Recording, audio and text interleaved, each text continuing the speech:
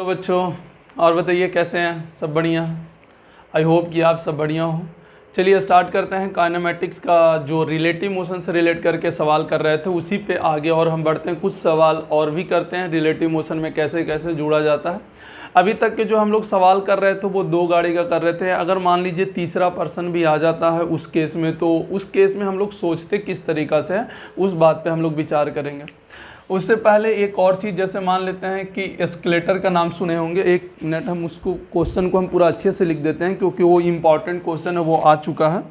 तो एक बार क्वेश्चन को हम पूरा अच्छे से लिख देते हैं। जैसे यहाँ पर बोला है कि अ पर्सन वॉक अप, ध्यान से समझिएगा, इसको पॉज करके बनाइएगा भी।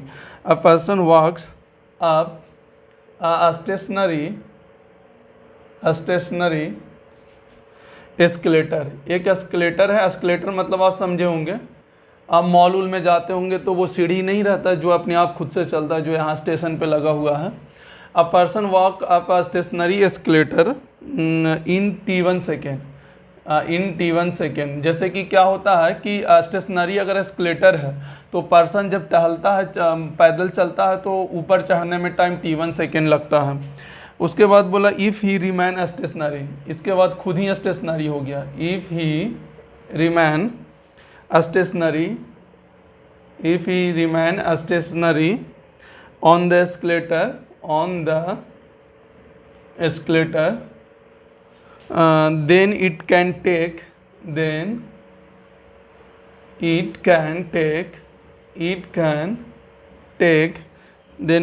take him up to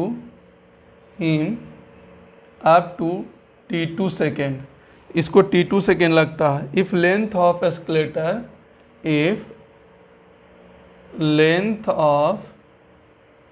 escalator, अगर एस्केलेटर का लेंथ हम मान लेते हैं कितना, इज़ L, देन पहला में फाइंड आउट करना है आपको, determine the speed of man, determine the speed of man with respect to the escalator, with respect to the escalator. ठीक है।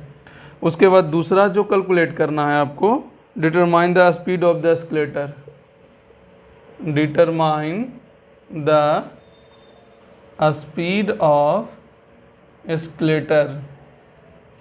एंड तीसरा जो आपको करना है, how much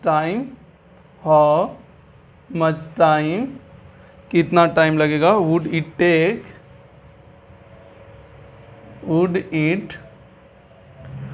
take him to walk up the moving escalator, up the moving escalator. थोड़ा ध्यान दीजिएगा इस पे। ये क्वेश्चन है, पॉज करके एक बार पहले पूरा अच्छे से लिख लीजिए और फिर हम एक एक करके हम इसको समझाते हैं। पहला इसमें देखिएगा, डायरेक्ट शॉर्ट फॉर्म में लिख रहे हैं। Velocity of man with respect to escalator पूछा है, and speed of the escalator पूछा है, एंड टाइम पूछा है कि जब एस्केलेटर और आदमी दोनों साथ साथ चलेंगे, एस्केलेटर भी चल रहा है और आदमी भी चल रहा है, तो टाइम बताना है। तो ये बस इसको हटा रहे हैं, ये पूरा पार्ट को हटा रहे हैं और बाकी सिर्फ ध्यान से देखिए। पॉज करके क्वेश्चन लिख लीजिएगा। देखिए हमारे पास एस्केलेटर कुछ इस प्रकार से होता है, देखिएगा ऐसे ऐसे इस तरीक़ा से होता है, ठीक है ना। अब आदमी यहाँ से एस्केलेटर रेस्ट पर है, अभी एस्केलेटर जो है क्या है, रेस्ट पर है। तो आप ध्यान से देखिए, तो जो भी स्पीड निकलेगा क्या आदमी का निकलेगा, जो भी यहाँ पर स्पीड निकलेगा क्या मैन का निकलेगा। कितना इसका लेंथ अगर L लेते हैं तो यहाँ से यहाँ जाने में T1 सेकेंड लगता है, तो यहाँ से Vm इंटू T1 लिखेंगे तो वेलोसिटी ऑफ मैन कितना हो जाएगा, L/T1 हो जाएगा, क्योंकि मेरा एस्केलेटर तो रुका हुआ है। यहाँ पर जो है एस्केलेटर क्या है, रुका हुआ है। तो यहाँ पर जो चलेगा स्पीड वो आदमी का अपना स्पीड होगा, अपना ताकत होगा, कि अपना ताकत क्या होगा, इस किस तरीक़ा से चल रहा है, ठीक है।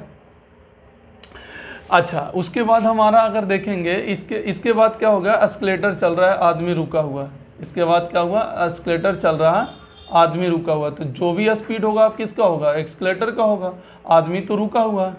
अब जो भी यहाँ से होगा वो किसका होगा, एक्सकलेटर का होगा। ध्यान से समझिएगा, यहाँ पर किसका होगा, एक्सकलेटर का होगा।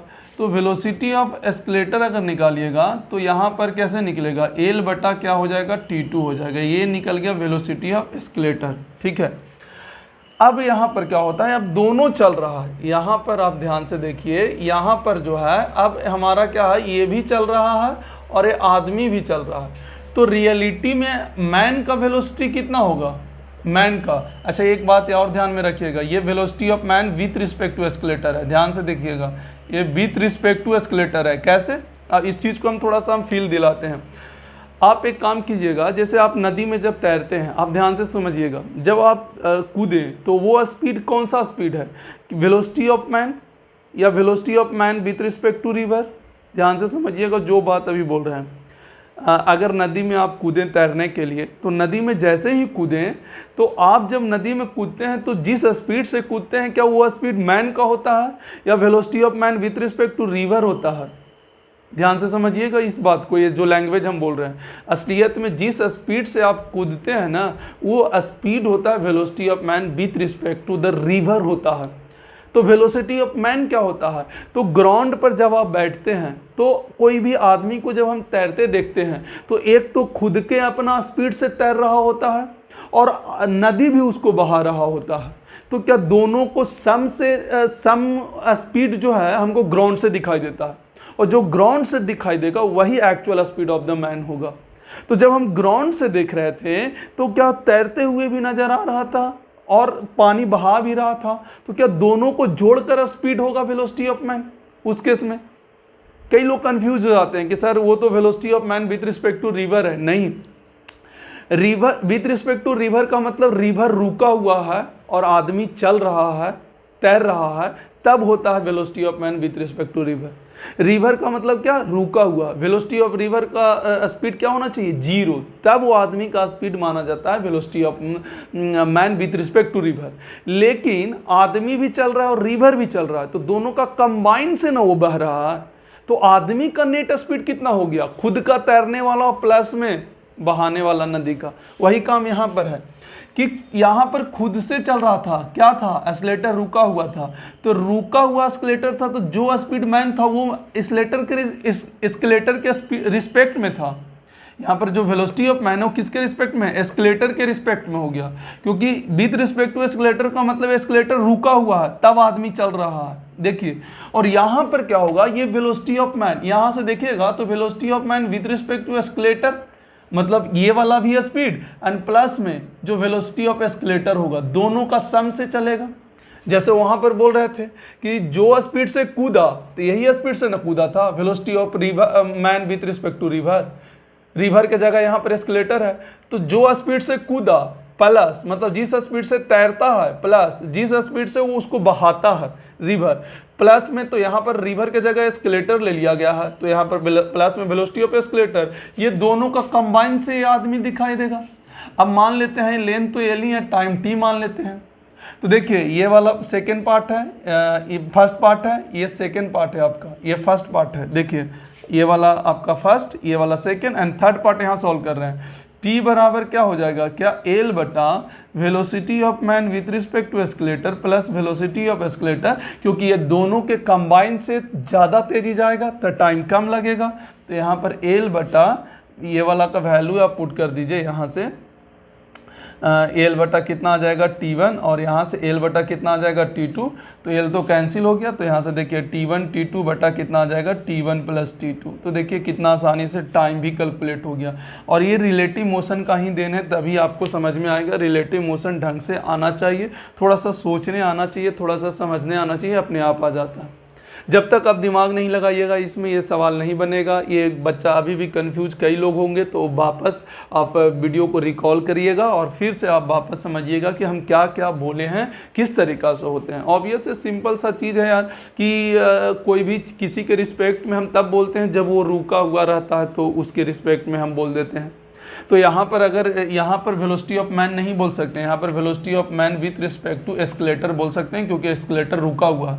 अब यहाँ पर एस्केलेटर भी चल रहा है, आदमी भी चल रहा है, तो आदमी का नेट स्पीड दोनों का सम न होगा, कि जितना से एस्केलेटर चल रहा था और जितना से आदमी चल रहा था दोनों का सम होगा। तो आप यहाँ से इस तरीका से कैलकुलेट कर सकते हैं।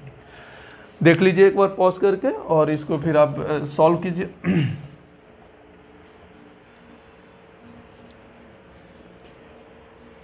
और देखिए एक दो सवाल और कराते हैं, फिर हम लोग वेरिएबल एक्सेलरेशन के करेंगे। अभी यूनिफॉर्म किए, देखिए सबसे पहले यूनिफॉर्म वेलोसिटी के लिए किए, फिर यूनिफॉर्म एक्सेलरेशन के लिए कर रहे हैं। इसके बाद जो पार्ट होगा वो वेरिएबल एक्सेलरेशन के लिए हो गया। सब सीक्वेंस में है, उसको कोई भी इधर उधर नहीं करना। ग्राफ एक साथ पढ़ेंगे, बोल चुके हैं कि ग्राफ वाला part motion under gravity and constant acceleration वाला जो कहानी है उसको मिलाकर हम एक साथ ग्राफ पढ़ते हैं, उसमें कोई दिक्कत नहीं होना चाहिए। आइए देखते हैं इसमें आगे। पहले इसमें एक और क्वेश्चन करते हैं, एक दो और करते हैं ताकि फील आ जाए। जैसे मान लीजिए कि आपके पास एक कार है ऐसे, और ये आपका v1 वेलोसिटी से चल रहा, और आपका एक और कार है इस तरीक़ा से जो कि ये अपोजिट डायरेक्शन में v2 से चल रहा, और इसका सेपरेशन स्टार्टिंग में d था। और यहाँ पर जो आपका है इस तरीक़ा से ये पक्षी है, ठीक है ना, पक्षी बोल दीजिए, जैसे बनाने नहीं है, ये कोई कुछ भी बोल दीजिए। यहाँ पर v2 v3 मान लीजिए इसको, ये v3 से चल रहा, तो ये सब ये एट ए टाइम हुआ है, एट ए टाइम ये v3 है। वर्ड मान लीजिए, आप अच्छा से बना लीजिएगा, हमसे बना नहीं है वर्ड, ठीक है। तो यहाँ पर बोला गया कि find distance covered by word if, नामकरण कर दीजिए, या फिर distance cover by bird if, या till the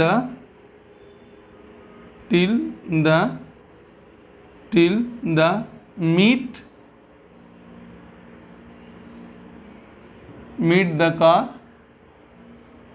A and B. जैसे ए और बी मिलेगा ना, जैसे ये ऐसे जा रहा, ठीक है, तो ए और बी आपस में कहीं ना कहीं मिलेगा। तो जब मिलेगा तो बताइए चिड़िया कितना डिस्टेंस कवर कर लिया होगा, ये जो चिड़िया है बर्ड है वो कितना डिस्टेंस कवर कर लिया होगा, ये कहीं ना कहीं तो मिलेगा। तो जितना समय उसको मिलने में लगा होगा, क्या उतना ही समय में इसको हम डिस्टेंस निकाल देते हैं तो मेरा काम बन जाएगा। यही ना बोला कि जो मिलने तक के कितना डिस्टेंस ट्रेवल कर लेगा ये बर्ड। तो हम सबसे पहले इस चिड़िया को भूल जाते हैं, हम ये देखते हैं कि कितना समय बाद मिल जाएगा, कितना समय बाद मिल जाएगा। तो क्या उतना समय और इंटू वेलोसिटी कर देंगे तो डिस्टेंस निकल जाएगा। एक बार आप पॉज करके इस चीज़ को बनाइएगा। रिलेटिव मोशन से हम आपको कल बता चुके हैं कि अगर टाइम निकालना है तो हम ग्राउंड से नहीं देखेंगे। अगर टाइम आपको निकालना है तो ग्राउंड से नहीं देखिए, आप इसी पर बैठ जाइए। तो ये बैठ जाइए तो ये तो रुक गया, तो इसका वेलोसिटी कितना हो जाएगा उसके रिस्पेक्ट में। तो जो v2 इधर था क्या उलट के v2 देंगे, तो यहाँ पर v1 तो ऑलरेडी था और v2 भी हम उलट कर देंगे तो v1 प्लस v2 ना हो गया। अब देखिए ध्यान से, ये v2 था, इस पर बैठे तो ये रुकना चाहिए, तो उलट के v2 दीजिए, तो उलटिएगा तो इसका वेलोसिटी v1 प्लस v2 हो गया, ये रुक गया। और दूरी कितना है d, तो बताइए यहाँ से यहाँ जाने में टाइम कितना लगेगा, तो d बटा v1 प्लस v2, तो ये टाइम निकल गया। मीटिंग टाइम है, कितना समय बाद मिल जाएगा। तो क्या हम डायरेक्ट यहाँ से डायरेक्ट निकाल सकते हैं कि डिस्टेंस कवर बाय जो वर्ड होगा क्या v3 इंटू टी होगा एंड v3d बटा क्या हो जाएगा v1 प्लस v2। तो देखिए बहुत आसानी से सवाल बनता है अगर रिलेटिव मोशन आप जानते हैं कॉन्सेप्ट, तो नहीं तो ऐसे बहुत टफ होता है। अगर आप जनरल मेथड से बनाइएगा तो बहुत ज़्यादा टफ होगा। ये आप ओरल तक के बना सकते हैं, ये वाला अगर ओरल लिख देते हैं तो डायरेक्ट v3 इंटू टी और t बराबर d बटा v1 प्लस v2 अब डायरेक्ट लिख सकते हैं। आपको भी पता है कि किस तरीक़ा से इसमें सोचा जा सकता है। क्या बात समझ में आ गया? ठीक है, तो ये पॉज करके लिख लीजिए। एक और इसमें अच्छा क्वेश्चन कराते हैं, एक और लेकर आए हैं क्वेश्चन आप लोग के लिए जो मज़ा आएगा। इसमें भी एक्सेलरेशन जोड़ा जाएगा, तो देखिएगा इसको भी हम कैसे बनाते हैं, किस तरीक़ा से करते हैं।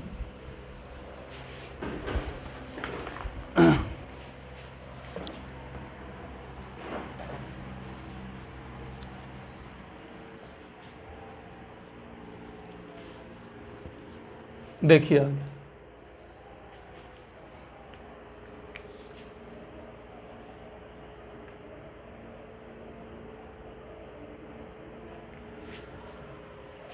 यहाँ पर देखिए, जैसे मान लेते हैं इस तरीक़ा से कि एक कार है ऐसे, इसका वेलोसिटी, और एक और कार है ऐसे, ध्यान से देखिएगा, सबका नामकरण कर देंगे। इसका एक और बीच में कार है, ये जो है आपका बीच में कार है ऐसे ऐसे, ठीक है ना। तो ये जा रहा है 54 किलोमीटर पर आवर से, ये भी ऐसे है 54 किलोमीटर पर आवर से, और ये जा रहा है 36 किलोमीटर पर आवर से, ठीक है। नामकरण कैसे कैसे है, इस कार का नाम है ए, इस कार का नाम है बी, और इस कार का नाम है सी। आप ध्यान से देखिएगा। अब बी जो है वो भी इसको पकड़ना चाह रहा है, ये है, इसको भी ये मिलना चाह रहा है, पर बी चाह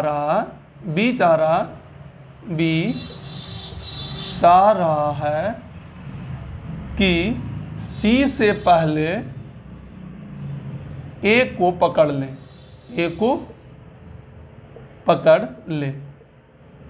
तो बताइए कितना मिनिमम एक्सेलरेशन से चलेगा, कितना मिनिमम एक्सेलरेशन से बी को चलना पड़ेगा। लेकिन यहाँ पर यह भी बोल दिया कि इसका दूरी यहाँ से यहाँ कितना है, 1 किलोमीटर, और इसका भी दूरी कितना है, 1 ही किलोमीटर है, दोनों का 1 ही किलोमीटर है। मतलब कहीं और से आ रहा था, जा रहा था। तो ये सब कहानी जो है पूछा जो गया है कब, जब इसका दूरी भी सेम है और इसका भी दूरी सेम है। तो बताइए, देखो ये इसी की तरफ जा रहा है, ये इसी की तरफ आ रहा है, तो ये जल्दी ना पकड़ लेगा इसको। तो ये इसको अब दोनों का वेलोसिटी सेम है, देखिए ये भी 54 से, ये भी 54 से, तो ये जल्दी इससे मिल जाएगा। लेकिन बी चाहता है कि हम सी से पहले मिल जाए, तो इसको क्या एक्सेलरेट होना पड़ेगा कि नहीं। अगर बी चाहता है ए से कि हम पहले मिल जाएं, ए से हम पहले मिल जाएं, मतलब सी से हम पहले मिल जाएं ए से, तो सी से ज़्यादा स्पीड से चलना होगा, मतलब इसके पास एक्सेलरेशन होगा, ये इसका एक्सेलरेशन नहीं होगा, ये कांस्टेंट स्पीड से चलेगा, और इसके पास एक्सेलरेशन होगा, तो वही ए निकालना है। तो सबसे पहले एक बात इसमें ध्यान दीजिए, ये वाला पहले पॉज करके क्वेश्चन लिख लीजिएगा, फिर इसको हम हटा रहे हैं और देखिए ध्यान से। सबसे पहला एक काम कीजिए कि आप क्या कीजिए, ए पर बैठ जाइए। ए पर आप जैसे ही बैठिएगा, ए पर बैठ गया तो क्या ये रुक गया। अच्छा, ये मीटर पर सेकंड में करिए, तो 5/18 से गुना हो जाएगा, तो 18 दूनी 36, तो ये 10 मीटर पर सेकंड, 10 मीटर पर सेकंड, और 5/18 6 54, तो ये 15 मीटर पर सेकंड, 15 मीटर ये भी हो गया, 15 मीटर पर सेकंड, 15 मीटर पर सेकंड। तो ये रुक गया, तो 10 उल्टा कर दिए। तो सी वाला जब कार को हम देखेंगे तो ये 10 इधर था और 15 इधर था, तो इस पे बैठे तो 10 उल्टा होगा ना, तो इसमें 10 उल्टा करेंगे तो ये 25 से आएगा, 25 मीटर पर सेकंड से। बात समझ में आ रहा। और अगर इसको देखेंगे तो ये कितना से आएगा, 10 उल्टा करके देंगे यहाँ, तो क्या ये 5 मीटर पर सेकंड से ही आएगा, क्योंकि उल्टा 10 देना है ना भाई, इसका उल्टा नहीं, इसका उल्टा और यहाँ पर अटैच कर देना है, ठीक है ना। तो आप देखिए 5 से चल रहा है ये, और यहाँ पर कितना था 1000 मीटर, यहाँ भी कितना था 1000 मीटर, पर ये कांस्टेंट स्पीड से चलेगा और ये एक्सेलरेशन से चलेगा। तो इस यहाँ से यहाँ जितना टाइम इसको आने में लगेगा, क्या उतना ही टाइम में इसको पहुँच जाना चाहिए, तभी ना उससे पहले पकड़ लेगा। और बहुत रेयर केस में टाइम का इधर उधर होगा, तो जब भी इधर उधर हो ना, तो भी एग्जैक्ट वाला पे ही बात किया करें। तो अगर सी का टाइम, C to A आने में टाइम जो लगेगा कार को, वो क्या होगा 1000/25, मतलब 40 सेकेंड। देखिए क्या उतना ही टाइम ही इसको यहाँ से यहाँ जाना चाहिए, डिस्टेंस 1000 है, तो एस बराबर UT 5 × T और प्लस में हाफ A और TS²। तो देखिए यहाँ से एक्सेलरेशन नहीं मिल जाएगा, ये वाला जो है डिस्टेंस। पहले हम क्या कर लिए कि ये कांस्टेंट स्पीड से था, ये तो रुका हुआ है, तो रुक गया तो ये 25 से चलेगा, ये 5 से चलेगा, पर ये चाहता है पहले पहुँचे, तो इसको एक्सेलरेट करना पड़ेगा, तभी तो वेलोसिटी बढ़ेगा। तो ये जितना टाइम इसको यहाँ से यहाँ पहुँचने में लगेगा, क्या उतना ही टाइम इसको भी पहुँच जाना चाहिए, तो उसका टाइम निकाल लीजिए आप और फिर इसके साथ इक्वेट कर दीजिए, तो एक्सेलरेशन आ जाएगा। तो देखिए आसानी से आपका सॉल्व हो गया। तो कई चीज़ें देखिए, रिलेटिव मोशन एक ऐसा नहीं है कि आपको हम सिर्फ इतना बता दिए तो आपको अच्छे से आ गया, एक बार में आपसे बनना स्टार्ट हो जाएगा।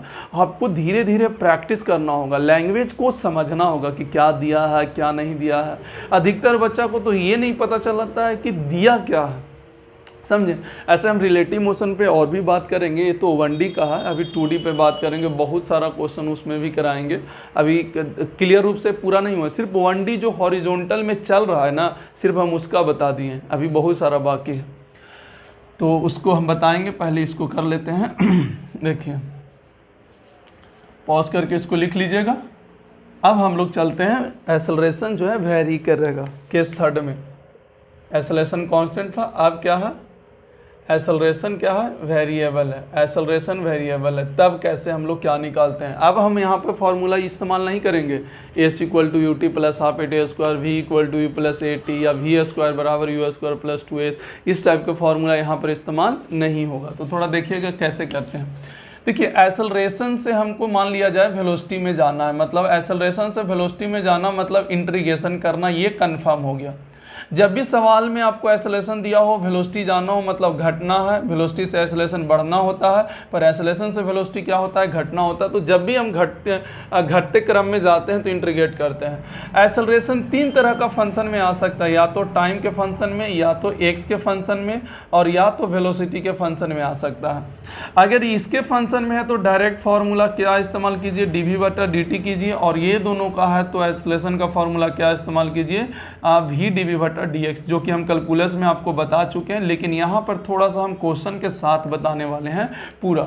और जब भी वेलोसिटी आंसर आएगा तो आंसर आएगा या तो t में आएगा या तो x में आएगा, v में कभी भी नहीं आ सकता, खुद के फंक्शन में कभी भी नहीं आता। तो हम यहाँ पर पहले 3 सवाल कर लेते हैं, फिर हम लोग आगे बढ़ेंगे। तो पहला सवाल ये है कि एक्सेलरेशन टाइम का फंक्शन होना चाहिए, ठीक है ना। तो यहाँ पर बोला इफ़ a बराबर t square and at t equal to 0 पर u का वैल्यू 0 है, देन यहाँ से आपसे पूछ रहा है find v at t equal to 2 second, या फिर किसी t टाइम पर भी पूछ सकता है, या फिर टाइम 2 सेकेंड भी पूछ सकता है। तो आपको इस टाइप का चीज़ हम कैलकुलस में बता चुके हैं, और नहीं आता है तो यहाँ पर फिर से आप समझ लीजिए किस तरीक़ा से करेंगे। तो अगर a बराबर हमको टी स्क्वायर दे रखा है, अब देखिए a बराबर अगर a जो है फंक्शन ऑफ टाइम t है, तो a का फॉर्मूला हम कौन सा इस्तेमाल करेंगे, dv/dt। तो यहाँ से dv/dt लिख दीजिए इस तरीक़ा से टी स्क्वायर। अब आपको वेलोसिटी कैलकुलेट करना है, और ऐसे भी पता है कि इंटीग्रेशन ही होता है क्योंकि घट रहे हैं। तो देखिए यहाँ पर वेलोसिटी और टाइम को एक तरफ कर लीजिए, फिर इंटीग्रेट कर लीजिए क्योंकि इंटीग्रेशन होना ही है।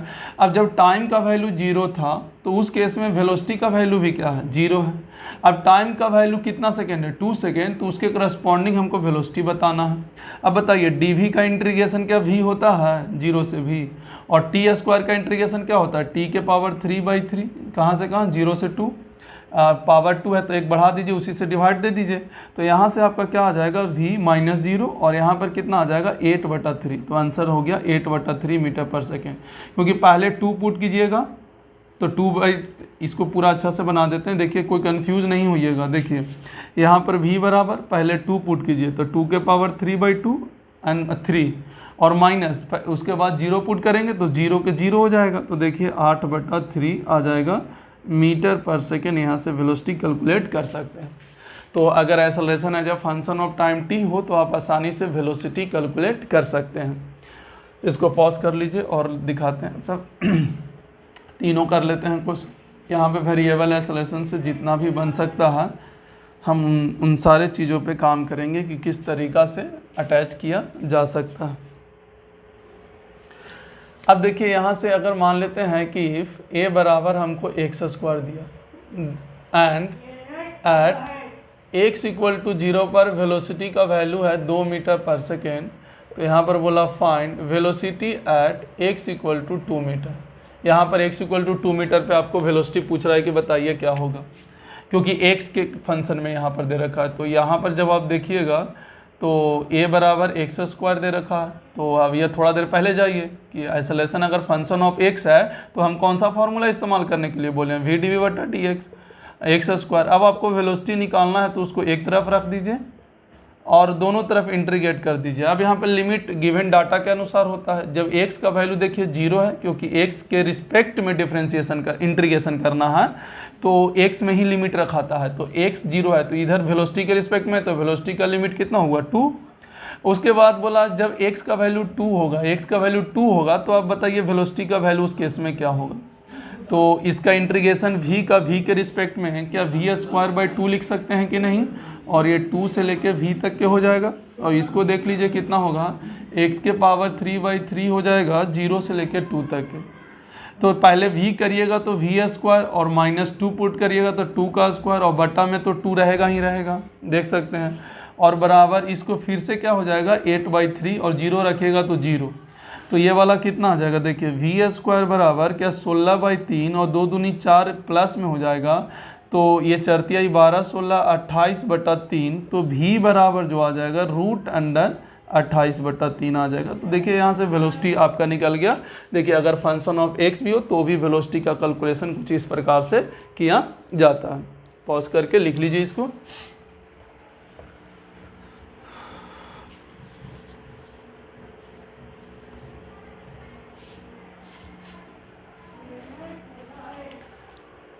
चलिए देखिए ध्यान से, अगर मान लिया जाए कि एक्सेलरेशन वेलोसिटी का फंक्शन हो, v² ले लीजिए या जो भी ले लीजिए, और एट बोला कि एट x = 0 पर जो आपका वेलोसिटी है, स्टार्टिंग का वेलोसिटी है वो 2 मीटर पर सेकेंड है, और आपसे पूछ रहा है कि फाइंड वेलोसिटी एट x = फिर से 2 मीटर पे पूछ रहा है, 2 मीटर पे ही पूछ रहा है कि क्या होगा वेलोसिटी। तो आप जब फिर से इसका सॉल्यूशन करिएगा तो देखिए a बराबर v², तो फिर से वापस जाइए थ्योरी में, और देखिए कि एक्सेलरेशन वेलोसिटी का फंक्शन हो तो इसमें फार्मूला जो इस्तेमाल होता है क्या v dv/dx होता है, और एक भी से एक भी कैंसिल हो गया तो dv, v को एक तरफ कर लीजिए, x को एक तरफ कर लीजिए और इंटीग्रेट कर लीजिए। जब x का वैल्यू देखिए 0 था तो उस केस में वेलोसिटी का वैल्यू कितना था 2, और x का वैल्यू जब 2 है तो उस केस में वेलोसिटी हमको निकालना है। अब देखिए 1/v का इंटीग्रेशन क्या होता है, तो क्या ln v लिख सकते हैं, और कहाँ से कहाँ 2 से v तक लिख सकते हैं। dx का क्या होता है, dx का होता है x कहाँ से कहाँ 0 से 2 तक के। तो जब लिमिट हम पुट करेंगे तो ln v, और बाद में पुट करेंगे तो 2, और यहाँ से 2, तो क्या हम इसको ऐसे v/2 लिख सकते हैं बराबर 2, v/2 लिख सकते हैं ना। अच्छा यहाँ पर ये बेस e है, तो एक देखिए हम लॉग का कहानी बताते हैं। अगर लॉग यहाँ पर ऐसे रहा n बेस a बराबर x है, तो आपको n अगर निकालना हो तो a के पावर x ऐसे लिख सकते हैं। देखिएगा ध्यान से, ऐसे, या तो इससे ये जरूरी हो तो ये निकाल दें, या तो इससे ये जरूरी हो तो ये निकाल दें, दोनों कर सकते हैं आप, दोनों में से कोई भी इंटरचेंज होगा। लेकिन अभी हमको इससे ये निकालना है, तो देखिए यहाँ पर बेस e होता है, तो क्या v/2 बराबर क्या e के पावर 2 लिख सकते हैं, वहाँ से कंपेयर कर लीजिए, तो v बराबर हो जाएगा 2e²। तो देखिए यहाँ से वेलोसिटी आ गया। अगर x के फंक्शन में होता निकालने के लिए तो जो 0 से 2 लिखल है वो 0 से x हो जाता है यहाँ पर, या इनिशियल कुछ और देता तो और लिखते हैं, यहाँ पर x देता तो देखिए आंसर x के टर्म में आता। तो कभी कभी ऐसा भी आता है कि velocity as a function of x निकालिए। तो देखिए एक्सेलरेशन अगर टाइम के फंक्शन हो, x का फंक्शन हो, v का फंक्शन हो, कोई भी फंक्शन हो, हम यहाँ पर वेलोसिटी तक निकाल सकते हैं। एक बार पॉज करके लिख लीजिए इसको।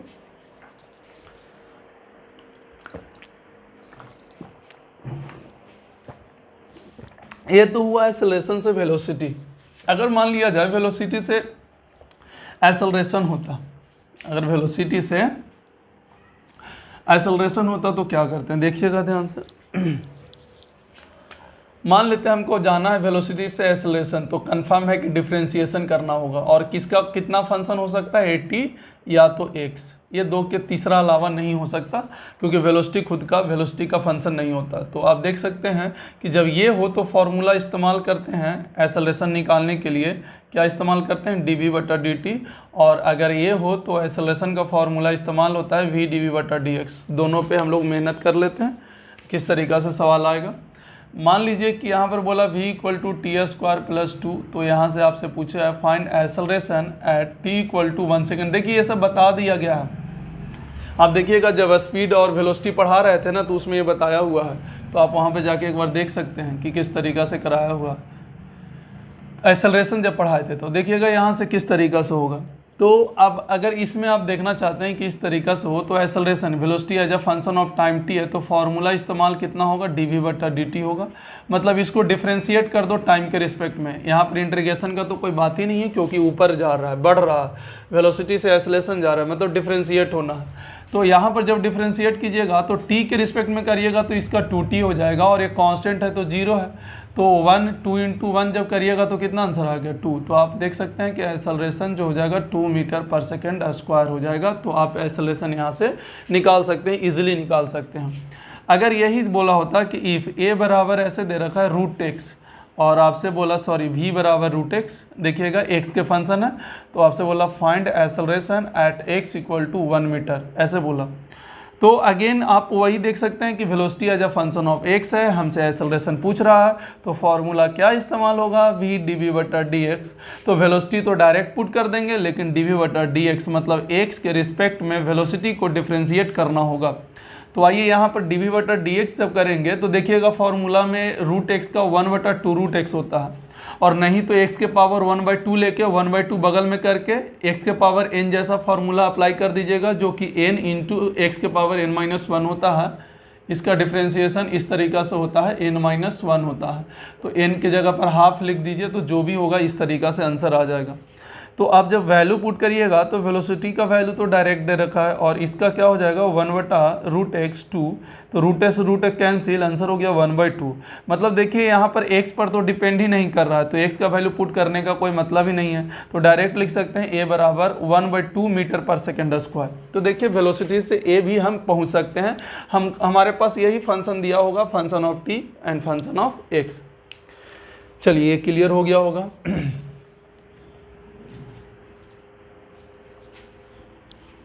अगर मान लेते हैं वेलोसिटी से x जाना हो, कहाँ जाना हो, वेलोसिटी से x, v से आपको x जाना हो, जो कि ये सब बताया हुआ है। अगर वेलोसिटी से x जाना हो तो वेलोसिटी कैसा फंक्शन, या तो t का फंक्शन होगा या तो x का फंक्शन होगा। तो दोनों केस में जो फॉर्मूला इस्तेमाल होगा वो dx/dt होगा, और घट रहा है मतलब इंटीग्रेशन होगा। तो ये बात आपको आ जाना चाहिए कि इस तरीक़ा से हो, तो x आना कोई बड़ी बात नहीं है, और ये बताया हुआ भी है, आप देख सकते हैं अपना नोट्स में जब स्पीड और वेलोसिटी पढ़ाया हुआ था। अगर x से v जाना हो तो हमेशा x as a function of t होता है। तो इसमें वेलोसिटी निकालने के लिए बस एक फार्मूला ही इस्तेमाल करिए, dx/dt, क्योंकि इसमें डिफ्रेंशिएट होगा, क्योंकि बढ़ रहा है। तो आप देख सकते हैं v से x एंड x से v भी आ सकते हैं। तो ये आपका वेरिएबलिटी मतलब वेरिएबल टाइप का चीज़ों का ख़त्म हो गया, मोशन इन 1 डायमेंशन आपका ख़त्म हो गया। इसका सिर्फ ग्राफ को छोड़कर, ग्राफ आपको सबसे लास्ट में मतलब 1D का लास्ट में, जैसे एक सीधा वर्टिकल पढ़ेंगे, सीधा फेंकने वाला पढ़ेंगे, मोशन अंडर ग्रेविटी, इसके लास्ट में फिर दोनों का कंबाइन हम ग्राफ बताते हैं। तो नेक्स्ट हेडिंग डालिएगा motion under gravity, next heading डालिएगा मोशन अंडर ग्रेविटी। आइए, मोशन अंडर ग्रेविटी। देखिए मोशन अंडर ग्रेविटी, सबसे पहला बात यहाँ पर यह है कि इसमें एक टर्म डिफाइन होता है, एक्सेलरेशन ड्यू टू ग्रेविटी। कुछ टर्म है, टर्मिनोलॉजी है, उसको समझना पड़ता है। तो उसमें हम देख लेते हैं कि किस तरीक़ा से चीज़ों को एनालिसिस किया जाता है। तो पहले छोटे छोटे बातों पे बात करते हैं, फिर हम लोग आगे बढ़ेंगे। यहाँ पर बोला गया कि मोशन अंडर ग्रेविटी, सिंपल सा यहाँ पर बोला गया कि motion of a particle, effect of motion of a particle under the, यहाँ पर ऐसे लिख सकते हैं, effect of motion under the gravitational force, under the gravitational force. अगर मोशन का स्टडी करें, study of effect of motion, study of effect of motion under the gravitational force, then this type of motion known as motion under gravity, motion under gravity, या फिर इसी को बोला जाता है फ्री फॉल। इसी को क्या बोला जाता है, फ्री फॉल। फ्री फॉल में कई बच्चे कंफ्यूज ये हो जाते हैं कि हम कोई भी चीज़ को अगर ऊपर से छोड़ते हैं, कोई भी चीज़ को अगर हम ऊपर से छोड़ते हैं तो वो है फ्री फॉल। ये सबसे बड़ा गलतफहमी है। फ्री फॉल का मतलब होता है कि कोई भी पार्टिकल का जो मोशन हो रहा है, मोशन में इफेक्ट आ रहा है, अगर वो ग्रेविटेशनल फोर्स के कारण आ रहा होगा, अंडर द ग्रेविटेशनल फोर्स, अगर वो ग्रेविटेशनल फोर्स के कारण आ रहा होगा तो वो कहलाता है फ्री फॉल। आप फ्री फॉल कह सकते हैं कि उस पर मोशन का जो इफेक्ट आ रहा है, चाहे एक्सेलरेशन में आए, चाहे वेलोसिटी में आए, चाहे डिस्प्लेसमेंट में आए, चाहे डिस्टेंस में आए, कोई भी इफेक्ट आता हो, लेकिन वो रीजन क्या हो, ग्रेविटेशनल फोर्स हो, तो पूरे मोशन को एक तो मोशन अंडर ग्रेविटी कहते हैं और साथ ही साथ उसको हम फ्री फॉल भी कह सकते हैं। आप देख सकते हैं यहाँ से कि किस तरीक़ा से मोशन अंडर ग्रेविटी और फ्री फॉल को भी डिफाइन किया गया है। तो आप देखिए यहाँ से मोशन अंडर ग्रेविटी हो गया। चलिए, इसमें एक टर्म डिफाइन होता है acceleration due to gravity, acceleration due to gravity. अभी हम उस पर भी आते हैं, ध्यान से देखिएगा। जैसे देखिए यहाँ पर एग्जांपल इसके लिए कर सकते हैं, जैसे बॉल को आप ऊपर फेंकते हैं तो क्या वो घूम के आता है, तो ये इसका पूरा मोशन कहलाता है मोशन अंडर ग्रेविटी। या फिर आप क्या करते हैं, ऊपर से ड्रॉप करते हैं, मतलब छोड़ते हैं छत से चढ़ के, तो ये भी नीचे आता है, नीचे से फिर ऊपर जाता है, इस तरीक़ा से होता है, ऐसे होता है। ये भी क्या कहलाता है, मोशन अंडर ग्रेविटी। ये भी क्या कहलाता है, मोशन अंडर ग्रेविटी, या फिर इसी को क्या कहा जाता है, फ्री फॉल। ठीक है ना। अब इसमें टर्मिनोलॉजी क्या होता है, हम एक पढ़ते हैं acceleration due to gravity G. तो ध्यान से देखिए, अगर वेलोसिटी में चेंज आता है तो हम उसको क्या कहते हैं, एक्सेलरेशन कहता है। लेकिन वेलोसिटी में चेंज आ रहा है ड्यू टू द अर्थ के कारण, या फिर अर्थ ग्रेविटेशनल फोर्स के कारण वेलोसिटी में चेंज आ रहा है, तो उससे जो एक्सेलरेशन होता है उसको एक्सेलरेशन ड्यू टू ग्रेविटी कहते हैं। एक बार उस पर भी बात कर लेते हैं। तो यहाँ पर आप देखिए एक्सेलरेशन ड्यू टू ग्रेविटी क्या होगा, तो सिंपल सा यहाँ पर लिख रहा है कि if change in velocity, if change in velocity due to earth, है ना, अगर वेलोसिटी में चेंज आए अर्थ के कारण, then this due to this type motion, due to change in velocity, due to change in velocity acceleration is generated, then this acceleration known as क्या हो जाएगा, acceleration due to gravity, acceleration due to gravity, जिसको हम लोग क्या से denote करते हैं, जी, जिसका अप्रॉक्सीमेटली वैल्यू कितना होता है, 10 मीटर पर सेकेंड स्क्वायर, या फिर इस तरीक़ा से आप लिख सकते हैं एग्जैक्ट इस तरीक़ा से 9.8 मीटर पर सेकेंड स्क्वायर, और अप्रॉक्सीमेटली कितना लिख सकते हैं, 10 मीटर पर सेकेंड स्क्वायर। इस तरीक़ा से आप लिख सकते हैं। मतलब सिंपल सा बोला गया कि एक्सेलरेशन ड्यू टू ग्रेविटी क्या होता है। तो अगर हम लोग जानते हैं एक्सेलरेशन तब आता है जब वेलोसिटी में चेंज आता है, पर यहाँ पर का जो वेलोसिटी में चेंज आएगा वो अर्थ के कारण आना चाहिए। अगर अर्थ के कारण है, या फिर यूँ कह लीजिए कि ग्रेविटेशनल फोर्स के कारण आना चाहिए। तो अगर ग्रेविटेशनल फोर्स के कारण वेलोसिटी में चेंज आता है तो आप समझ जाइए कि उससे जो एक्सेलरेशन जनरेट होगा उसको हम कहते हैं एक्सेलरेशन ड्यू टू ग्रेविटी कहते हैं। आइए एक्सेलरेशन ड्यू टू ग्रेविटी के थोड़ा सा डायरेक्शन पे बात करते हैं, फिर हम लोग मेन काम पे आ जाएंगे कि किस तरीक़ा से इसमें एनालिसिस किया जाता है। ठीक है, बेसिक लेवल से हम लोग हाई लेवल तक चलते हैं इसी तरीक़ा से। आइए, तो एक्सेलरेशन ड्यू टू ग्रेविटी में क्या होता है कि जैसे मान लीजिए कि मेरा अर्थ है, ये अर्थ है, तो अगर यहाँ पे पार्टिकल है तो एक्सेलरेशन ड्यू टू ग्रेविटी ऐसे लगता है, अगर यहाँ पे पार्टिकल है तो ऐसे लगता है, और अगर यहाँ पे पार्टिकल है तो ऐसे लगता है, और यहाँ पे पार्टिकल है तो ऐसे लगता है। मतलब अगर हम डायरेक्शन की बात करें तो डायरेक्शन ऑफ जी, डायरेक्ट हम लिख रहे हैं, या फिर आप पूरा लिख लीजिएगा कि एक्सेलरेशन ड्यू टू ग्रेविटी होता है। तो डायरेक्शन ऑफ जी आप हमेशा लिख सकते हैं कि टुवार्ड्स, यहाँ पर क्या लिख सकते हैं, towards the centre of earth लिख सकते हैं। बट जनरली हम लोग इस्तेमाल करते हैं, बट जनरली यूज्ड अपने लिए, जी ऑलवेज एक्ट डाउनवर्डली। अगर अपने फ्रेम पर देखा जाए, जो सवाल हम जिस बेसिस पे बनाते हैं, अगर हम बात करें अर्थ के बेसिस पे, तो उस केस में toward the centre of earth कह सकते हैं। पर जनरली हम लोग जो सॉल्व करते हैं उसके बेसिस पे जी ऑलवेज डाउनवर्ड लगता है, और आपको पता है कि डाउनवर्ड डायरेक्शन हमेशा क्या लेते हैं, नेगेटिव लेते हैं। डाउनवर्ड डायरेक्शन क्या लेते हैं, नेगेटिव लेते हैं, तो यहाँ पर जी का जो मतलब एक्सेलरेशन का जो वैल्यू होगा वो हमेशा क्या पुट करेंगे, माइनस जी ही पुट करेंगे। अब देख सकते हैं कि एक्सेलरेशन का जो वैल्यू पुट किया जाएगा वो क्या होगा, माइनस जी, और अप्रॉक्सीमेटली इसका 10 मीटर पर सेकेंड स्क्वायर होता है और लगभग ये कांस्टेंट ही माना जाता है। बाकी का इसका डिटेल में जब ग्रेविटेशनल चैप्टर आता है ग्रेविटेशनल फील्ड का, उसमें डिटेल में स्टडी किया जाता है, बट यहाँ पर 10 मीटर पर सेकेंड स्क्वायर कांस्टेंट माना जाता है। तो यहाँ पर आप कह सकते हैं कि then apply all laws of motion, जितना भी मोशन का जो लॉ है वो आप अप्लाई कर सकते हैं, बिकॉज यहाँ पर भी कांस्टेंट है। तो आप देख सकते हैं v इक्वल टू यू, ए के जगह सिर्फ माइनस हो जाएगा क्योंकि ये ऑलवेज डाउनवर्ड एक्ट होता है।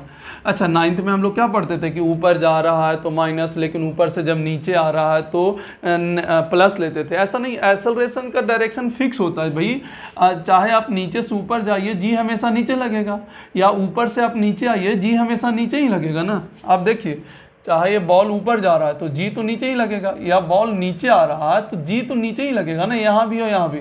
तो ऊपर जाते वक्त नेगेटिव कैसे हो जाएगा भाई, ये 9th में भले ही पढ़ लेते थे इस तरीक़ा से, पर यहाँ पर आपका गलत हो जाएगा।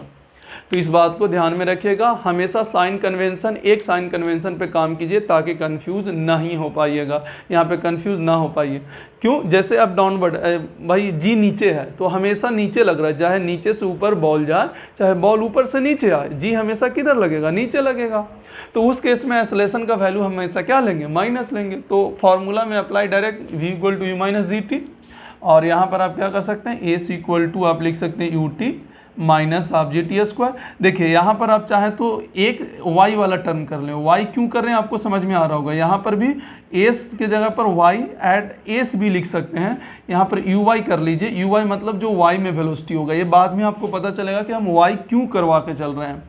And last V Y square बराबर U Y square plus minus में हो जाएगा, क्यों आपको भी पता है, एंड 2GY भी लिख सकते हैं एंड यहाँ पर एस भी लिख सकते हैं। तो इस तरीक़ा से आपका तीनों लॉ ऑफ मोशन अप्लाई हो सकता है। And also s equal to u plus a बटा 2n-1 भी अप्लाई कर सकते हैं। डिस्प्लेसमेंट इन nth सेकेंड, ये भी आपका लॉ जो है आपका अप्लाई हो जाएगा, यहाँ पर भी आप अप्लाई कर सकते हैं। देख लीजिए ऊपर से नीचे तक के a का वैल्यू हमेशा माइनस जी होगा, कभी ऐसा नहीं होगा कि कभी प्लस जी ले रहे हैं कभी माइनस जी ले रहे हैं। डायरेक्शन पे हम अभी थोड़ा सा प्रैक्टिस करवा देते हैं, फिर हम लोग आगे चलेंगे। एक बार लिखिए इसको, फिर डायरेक्शन पे हम प्रैक्टिस करवा रहे हैं।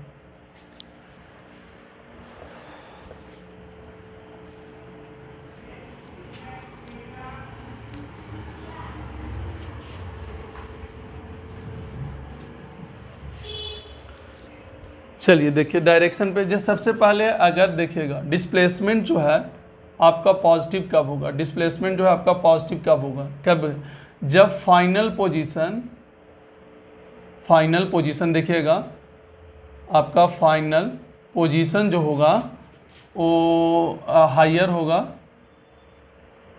Then the lower higher final position ना, final position at higher than the lower position. या फिर आपका डिस्प्लेसमेंट नेगेटिव कब होगा, देखिएगा कब, जब फाइनल पोजीशन आपका क्या होगा, फाइनल पोजीशन जो होगा एट लोअर पे होगा देन द लोअर पोजीशन। कहने का मतलब देखिए ध्यान से, जैसे मान लीजिए कि आप एक टावर पे चढ़ गए हैं और टावर पे चढ़ के एक बॉल को ऊपर फेंके, तो ये क्या ऊपर से नीचे आएगा। अब मान लीजिए आपका स्टार्टिंग पॉइंट तो ये है, और मान लीजिए हम फाइनल पॉइंट यहाँ माने, यहाँ से ये ए है और ये बी है, तो बताइए डिस्प्लेसमेंट ए से बी पॉजिटिव होगा कि नेगेटिव होगा। तो क्या फाइनल पोजीशन क्या इनिशियल पोजीशन से ऊपर है, इनिशियल पोजीशन से अगर ऊपर है तो ये पॉजिटिव होगा। लेकिन अगर हम यहाँ पर सी दे दिए, यहाँ पर तो अब बोले बताइए डिस्प्लेसमेंट ए से सी, तो क्या इनिशियल यहाँ है एंड फाइनल ये वाला एक ही चीज़ है, यहाँ रहे चाहे यहाँ रहे, क्या नीचे आ गया फाइनल पोजीशन अगर इनिशियल पोजीशन से लोअर में है, नीचे है तो उस केस में क्या हो जाता है, नेगेटिव हो जाता है। तो बहुत इजी है पकड़ना डायरेक्शन, सिंपल सा कि अगर फाइनल पोजीशन जो है अगर लोअर पोजीशन से ऊपर है तो पॉजिटिव, अगर लोअर पोजीशन से नीचे है फाइनल पोजीशन, लोअर पोजीशन से नीचे है फाइनल पोजीशन, तो उस केस में आप नेगेटिव ले सकते हैं। बहुत ईजी तरीका से आप कर सकते हैं। अब वेलोसिटी में कैसे डिसाइड करेंगे, अगर वेलोसिटी ऊपर की ओर है तो टेकन एज पॉजिटिव, एंड अगर वेलोसिटी नीचे की ओर है तो टेकन एज नेगेटिव। मतलब फाइनल वही साइन कन्वेंशन है कि नीचे वाला नेगेटिव होगा और ऊपर वाला क्या होगा, पॉजिटिव होगा। एक्सेलरेशन तो ऑलवेज नेगेटिव होगा, तो इसमें सोचने वाली तो बात ही नहीं है। तो ये साइन कन्वेंशन है, आप चाहें तो यहाँ पर लिख सकते हैं साइन कन्वेंशन है। साइन कन्वेंशन हम किस तरीक़ा से इस्तेमाल करेंगे साइन कन्वेंशन को, तो आप एक बार इसको लिख लीजिए, फिर बाकी हम इसमें बातें करते हैं नेक्स्ट स्लाइड में। पॉज करके लिख लीजिए। तो इसमें कई वैरायटी होगा, कई चीज़ें होंगे, सब एक एक करके हम लोग करते हैं क्या क्या इसमें आता है, ठीक है। जैसे इसमें पहला केस, अब इसी के अंदर पहले पूरा स्टडी करेंगे। जैसे पहला केस क्या है कि बॉल को थ्रो किया जाएगा यू वेलोसिटी से और जाके ऊपर से नीचे आएगा, यहाँ पर आएगा, देखिएगा यहाँ पे आएगा। तो यहाँ पर बोला जाता है कि ये इसके नीचे क्या लगेगा, जी लगेगा, ठीक है। यहाँ पर आप देखिए कि ये नीचे कैसे आया, ये जाके नीचे कैसे आया, तो कहीं ना कहीं इसका वेलोसिटी क्या हो गया, 0। तो इसको नीचे कौन लाया होगा, तो जी लाया होगा, effect of the gravitational force लाया होगा। तो क्यों, ऐसे भी पता है कि रेस्ट के बाद जो है पार्टिकल रेस्ट के बाद जो है एक्सेलरेशन के डायरेक्शन में चलता है, इसलिए वो नीचे आ गया, ठीक है। यहाँ से ए, यहाँ से बी मान लीजिए और यहाँ क्या मान लीजिए, सी मान लीजिए। तो इसमें आप देखे रहे होंगे कि स्टार्टिंग में जो है यहाँ पर बीच में भी कहानी देखते हैं, यहाँ पर वेलोसिटी धीरे धीरे बदल रहा है तो वी है और नीचे क्या है, जी है। सेम कहानी यहाँ पर वी होगा और इधर क्या होगा, जी नीचे ही होगा। तो इस केस में देखिएगा वेलोसिटी और एक्सेलरेशन अपोजिट डायरेक्शन में है, तो इस केस में वेलोसिटी क्या होगा, डिक्रीजिंग होगा, यहाँ पर क्या होगा, डिक्रीजिंग होगा, और यहाँ पर वेलोसिटी क्या होगा, इंक्रीजिंग होगा, क्योंकि यहाँ पर होगा। तो इसको हम कह सकते हैं, ऐसे बोला जाता है स्पीडिंग डाउन, स्पीडिंग डाउन हो रहा है। तो स्पीडिंग डाउन का मतलब नीचे से ऊपर जाना, और इसको क्या बोला जाता है, स्पीडिंग अप, स्पीडिंग अप बोला जाता है। तो इसका मतलब क्या हुआ, ऊपर से नीचे आना, है ना। अच्छा, तो एट हाईएस्ट पॉइंट पर अगर आप देख सकते हैं, यहाँ पर एट हाईएस्ट पॉइंट पर, एट हाईएस्ट पॉइंट पर, हाईएस्ट पॉइंट पर, क्योंकि इससे ऊपर नहीं जाएगा, यहाँ पर वेलोसिटी का वैल्यू क्या हो जाता है, 0। लेकिन कौन से डायरेक्शन में, वाई, क्योंकि अभी मोशन वाई में हो रहा है, तो हम सिर्फ वाई में डायरेक्ट भी बोल सकते हैं, पर जैसे ही प्रोजेक्टाइल मोशन पढ़ेंगे एक्स और वाई को अलग अलग पढ़ना पड़ता है। तो इसीलिए हम थोड़ा सा अंडरस्टैंडिंग करके चल रहे हैं कि वाई वाला बात आप समझिए, बार बार पकड़ने का देखिए तरीका कि किस तरीका से पकड़ा जाता है। तो इसका कहानी किस तरीका से होता है आप देखिए। सबसे पहले यहाँ पर ए और मोशन ड्यूरिंग ए बी, इसको कहा जाता है मोशन ड्यूरिंग, अगर हम लोग बात करें ए बी कॉल्ड, इसको बोलते हैं एसेंट मोशन। कौन सा बोलते हैं, एसेंट मोशन बोलते हैं। तो एसेंट मोशन होगा इस तरीक़ा से। तो एसेंट मोशन के दौरान आप देखिएगा, तो during ascent motion, ascent motion आप लिख सकते हैं पहला में क्या, वेलोसिटी डिक्रीज़ करेगा, वेलोसिटी इज़ डिक्रीजेज, वेलोसिटी क्या करेगा, डिक्रीज। एंड दूसरा आप लिख सकते हैं kinetic energy is also decreases, also decreases.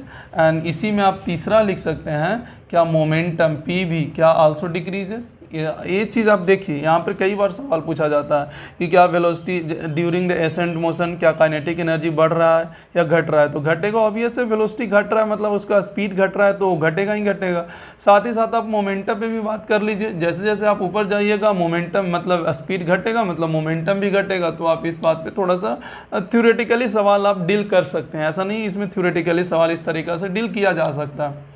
और भी अगर हम लोग देखें तो अगर यहाँ पर इस तरीक़ा से टाइम ऑफ एसेंट बोला जाता है, time of accent, time of accent को हम कैसे लिखेंगे, TAB लिखेंगे।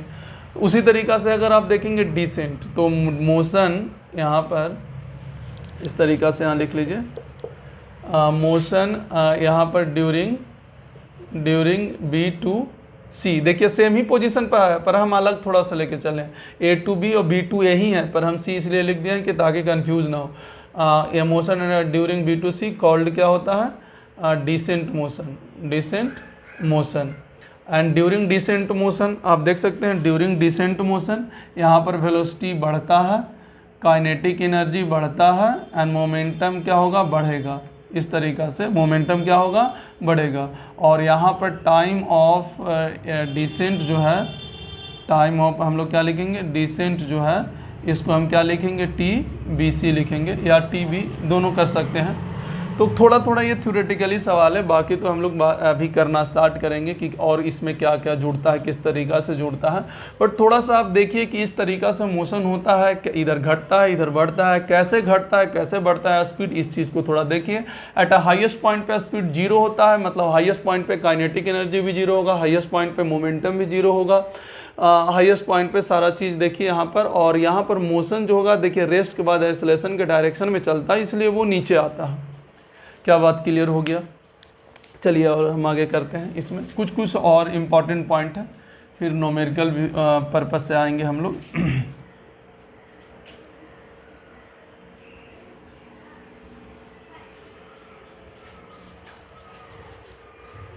जैसे यहाँ पे क्या बोला गया देखिएगा, जैसे यहाँ से u वेलोसिटी से अगर फेंका गया तो ये ऊपर से आया नीचे, ठीक है ना। तो ये बोला गया कि अगर सेम लेवल पे है तो ये अगर u है तो ये भी इसका u ही रहेगा। क्यों? क्योंकि जिस रेट से घट रहा है क्या उसी रेट से बढ़ा रहा है। अगर यहाँ पर इसका v1 है तो इसी के सामने जाइए और इसके नीचे भी v1 होगा। मतलब आप कह सकते हैं यहाँ पर देखिएगा, at same level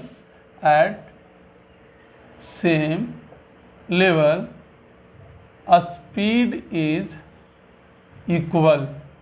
speed equal बोला जा रहा है, वेलोसिटी इसलिए नहीं बोला जा रहा है क्योंकि डायरेक्शन इसका अलग अलग हो जा रहा है। तो ये मोस्ट इंपॉर्टेंट पार्ट है कि अगर यहाँ जाते वक्त वेलोसिटी आपको पता हो तो बस उसी के सामने उतना ही वेलोसिटी होता है। यहाँ पर भी कह सकते हैं जिस वेलोसिटी से ऊपर जाएगा उसी वेलोसिटी से नीचे आएगा, क्योंकि लेवल सेम है। आप देख सकते हैं यहाँ पर लेवल क्या है, सेम है। अच्छा, अगर यहाँ से ये भी बोला गया कि अगर ये A है और ये B है और ये C है, यहाँ से ये भी हो गया कि अगर ऐसा बात है तो जितना यहाँ से यहाँ डिस्टेंस सेम है, यहाँ से यहाँ जितना हाइट है उतना ही हाइट ये है, तो टाइम भी सेम लगेगा क्योंकि हर जगह वेलोसिटी उसी के अनुसार डिक्रीज करेगा, उसी के अनुसार बढ़ेगा। तो टाइम ऑफ एसेंट यहाँ से A से B कर लीजिए एंड टाइम ऑफ डिसेंट, और ये होता है U/G। ये कैसे होता है बताएंगे, अभी सिर्फ लिख लीजिए U/G होता है। मतलब यहाँ से यहाँ जाने का टाइम U/G और वहाँ से वहाँ आने का टाइम भी U/G। अगर टोटल टाइम पूछे तो 2U/G हो जाएगा। इस बात को भी थोड़ा सा ध्यान में रखिएगा कि इस तरीक़ा से होता है आपका, जब A से B और B से B करे तो U/G इस तरीक़ा से होता है। इस पर भी आ रहे हैं कि किस तरीक़ा से किया जाता है। उस पर एक और हम इसमें कहानी बताते हैं कि जैसे ऊपर से नीचे गया, यहाँ से U से फेंका तो U से ही गिरा, यहाँ पर मान लीजिए और यहाँ पर मान लीजिए, A मान लीजिए B मान लीजिए, और एकदम सामने सामने ये C मान लीजिए और ये D मान लीजिए। देखिए ये दूरी सेम है, मतलब डिस्प्लेसमेंट AB का और डिस्प्लेसमेंट CD का सेम हो तो आप याद रखिएगा TAB बराबर TCD आपका सेम लगेगा, टाइम जो होगा। यही चीज़ अभी तो बताएं, देखिए जितना यहाँ से यहाँ दूरी और यहाँ से यहाँ दूरी सेम था तो जितना टाइम यहाँ से यहाँ जाने में उतना ही टाइम यहाँ से यहाँ आने में सेम टाइम लगेगा। उसी तरीक़े से तो है, जाने का ये दूरी सेम है तो टाइम सेम लगेगा, ये दोनों दूरी अगर सेम है तो वही बात यहाँ पर बताया गया। तो एक बार इसको भी देख लीजिए, बाकी तो हम लोग धीरे धीरे आते ही रहेंगे। तो यहाँ पर आप कह सकते हैं कि टाइम जो है जाने से लेके आने तक का टाइम जो है आपस में सेम होगा। अच्छा, यहाँ पर एक चीज़ याद रखिएगा, एयर जो है आपका नेग्लिजिबल है, एयर को नहीं रखा गया है, तो इस बात को भी थोड़ा सा ध्यान में रखना। यहाँ पर एयर को निगलेक्ट कर दिया गया है, एयर हमारा क्या है, नेग्लिजिबल है। क्लियर है? तो एक बार पॉज करके इसको लिख लीजिए, इंपॉर्टेंट पॉइंट है। अब हम लोग मेन कहानी पे आते हैं। टर्मिनोलॉजी कैसे कैसे क्या क्या निकाला जाता है इसमें। जैसे देखिए यहाँ से जब ऐसे फेंका गया U से तो ऑब्वियस ये जाके यहाँ से आएगा, तो यहाँ से सबसे पहला टर्म जो डिफाइन होता है उसको हम लोग कहते हैं टाइम ऑफ फ्लाइट, ठीक है ना। तो यहाँ पर कह सकते हैं कि यहाँ से U है, यहाँ से चला, यहीं रियलिटी में इसी लाइन पे आता है, पर हम इसको बगल में इसलिए देते हैं, आपको भी पता है कि थोड़ा दिखता है कि हाँ इस तरीक़ा से होगा। सेम लेवल पे स्पीड तो सेम है, जिस स्पीड से प्रोजेक्ट किया जाता है उसी स्पीड से इसको क्या किया जाता है, नीचे किया जाता है, ठीक है।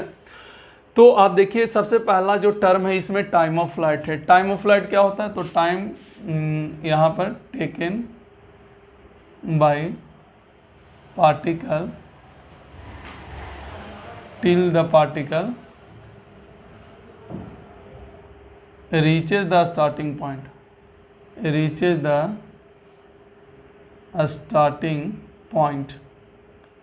कहने का मतलब यहाँ से चला तो जब तक यहाँ आ जाता है ना, यहाँ पर बोला time taken by the particle till the particle, कब तक, जब तक वह स्टार्टिंग पॉइंट पे रीच ना पहुँच कर जाए, वो टाइम को हम पूरा क्या कहते हैं, टाइम ऑफ फ्लाइट कहते हैं। मतलब जितना देर हवा में रहे उस पूरे टाइम को हम टाइम ऑफ फ्लाइट कहते हैं, जितना देर हवा में रहे। देखिए यहाँ से यहाँ, तो यहाँ से यहाँ टाइम का अगर हम लोग निकालते बैठे कि टाइम ऑफ फ्लाइट को हम टी से डिनोट करते हैं, तो एक बात बताइए, जहाँ से चला क्या वहीं पर पहुँच गया, तो डिस्प्लेसमेंट यहाँ से क्या हो जाएगा, क्या जीरो हो जाएगा। अच्छा, वेलोसिटी ऊपर की ओर है तो u बराबर क्या हम प्लस u लिखेंगे और a बराबर क्या माइनस जी लिखेंगे। देखिए ध्यान से, यहाँ पर क्या था, यहाँ से जब फेंकें तो ये जहाँ से फेंके वहीं पर आ गया, तो डिस्प्लेसमेंट नेट कितना हुआ, जीरो। इनिशियल वेलोसिटी u था और एक्सेलरेशन नीचे की ओर है, g हो गया तो माइनस में, तो क्या हम s बराबर ut plus half at square करेंगे, तो क्या जैसे ही s जीरो हो जाएगा, क्या हम s जीरो होगा तो क्या t टाइम ऑफ फ्लाइट में बदल जाएगा, हाफ जी टी स्क्वायर। तो यहाँ से देखिए एक t बराबर जीरो आएगा और एक t बराबर 2u बटा जी आएगा। अब इसको याद कैसे रखना है, 2uy बटा ay, याद रखिएगा। इसको याद रखने का ये याद रखना ही है अभी के लिए, बाद में यही काम आएगा। 2uy क्यों, क्योंकि y डायरेक्शन में है, और ay क्यों, क्योंकि y डायरेक्शन का एक्सेलरेशन है, ये y डायरेक्शन का वेलोसिटी है। तो अच्छा t इक्वल टू जीरो क्या, तो जब नहीं चला होगा तो यही होगा, तो वो दोनों आ गया, क्योंकि हम डिस्प्लेसमेंट जीरो कौन कौन से टाइम पे हुआ वो निकाल रहे हैं ना। तो स्टार्टिंग में नहीं चला होगा तो वो वाला में भी डिस्प्लेसमेंट जीरो होगा, तो उस केस में टाइम जीरो होगा। अब तो एक और डिस्प्लेसमेंट जीरो हुआ तो उस केस में टाइम कितना हुआ, 2u/g। या याद रखने का तरीका है 2uy बटा ay, ये बाद में पता चलेगा कि हम क्यों बता रहे हैं। तो ये आप कर सकते हैं, time taken by the particle till the particle reaches the starting point, जब तक वह स्टार्टिंग पॉइंट नहीं पहुंच जाता है ना, मतलब स्टार्टिंग चलने से लेके स्टार्टिंग पॉइंट तक है। Time taken by the particle when reaches the starting point, जब स्टार्टिंग पॉइंट पे पहुंच जाता है तब तक का जो समय होगा वो आपका क्या होगा, टाइम ऑफ फ्लाइट होगा। तो ये पहला पॉइंट हो गया। दूसरा इसमें क्या होता है, टाइम ऑफ फ्लाइट के बाद जो होता है हाईएस्ट मैक्सिमम हाइट निकालना होता है। क्या निकालना होता है, मैक्सिमम हाइट निकालना होता है। तो देखिए अगर मैक्सिमम हाइट निकालना है यहाँ पर, तो देखिए मैक्सिमम हाइट कैसे निकलेगा, क्या यही ना मेरे लिए मैक्सिमम हाइट है, यहाँ पे ये वाला हाइट जो क्या होगा, मैक्सिमम हाइट होगा। अब बताइए यहाँ पर वेलोसिटी फाइनल क्या होता है, जीरो, तो फाइनल वेलोसिटी यहाँ पर जीरो हो गया, और s बराबर क्या डायरेक्ट h मैक्स लिख सकते हैं, एंड a बराबर माइनस जी। देखिए ये प्लस में ही लिखाएगा क्योंकि फाइनल पॉइंट जो है इनिशियल पॉइंट से ऊपर है। तो जब a यहाँ पर अप्लाई कीजिए v square u square plus 2as, तो v तो जीरो हो गया, और u का वैल्यू u स्क्वायर है क्योंकि u का वैल्यू प्लस u दे रखा है, माइनस 2g क्या हो जाएगा, एच मैक्स हो जाएगा। तो डायरेक्ट एच मैक्स का फॉर्मूला क्या हो जाएगा, क्या u स्क्वायर बाई 2g हो जाएगा। अब इसको थोड़ा y के टर्म में याद कर लीजिए, 2ay होगा, ताकि प्रोजेक्टाइल मोशन जब पढ़ाएं तो बहुत आसानी से हो। तो देखिए टोटल टाइम भी आपको मिल गया, मैक्सिमम हाइट मिल गया। अच्छा टोटल टाइम कितना आया था, क्या 2u/g आया था। अब सोचिए ये a है, ये b है और ये c है। हम आपको बोले थे ना कि a से b और b से c साइन होता है, उसका वैल्यू u/g होगा। कैसे, देखिए यहाँ से यहाँ u/g और यहाँ से यहाँ u/g था ना, जुड़ने पर 2u/g आया है। ये आप देखिए 2u/g, तो a से b से c, देखिए u/g यहाँ से कैलकुलेट हो गया था। पिछले वाला में लिख दीजिएगा, टाइम ऑफ एसेंट कितना u/g, टाइम ऑफ डिसेंट भी u/g, and total time of flight मतलब शुरू से लेकर लास्ट तक जितना जाने में जो टाइम लगेगा, यहाँ से यहाँ, यहाँ से यहाँ, उस टाइम को हम टोटल टाइम ऑफ फ्लाइट कहते हैं। तो ये पीछे वाला में लिख लीजिएगा। एंड मैक्सिमम हाइट कितना हो गया, u²/2g, कितना हो गया, u²/2g।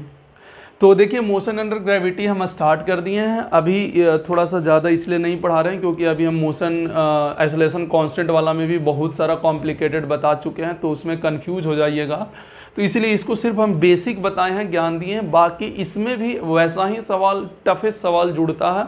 आप प्रैक्टिस जब तक नहीं कीजिएगा, रिवीजन नहीं कीजिएगा, हम बार बार बोल रहे हैं काइनेमेटिक्स आपको समझ में नहीं आएगा, ऐसा मत मन में आने दीजिएगा कि आज नहीं कल रिवीजन करेंगे, अब कल रिवीजन करेंगे। आपको बता देते हैं काइनेमेटिक्स फिर आपको छोड़ना पड़ेगा।